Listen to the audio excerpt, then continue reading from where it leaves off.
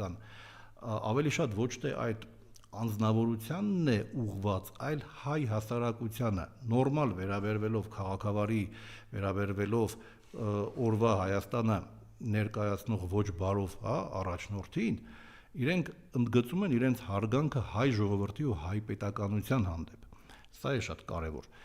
Բայց այդ ամենի հետ մեկտեղ մենք տեսնում ենք նաև շատ քաղաքավարի, բայց միևնույն ժամանակ կտրուկ նախազգուշացումներ, ինչը հուշում է, որ Նիկոլ Փաշինյանը Ռուսաստանից ոչ միայն աջակցություն չունի, այլև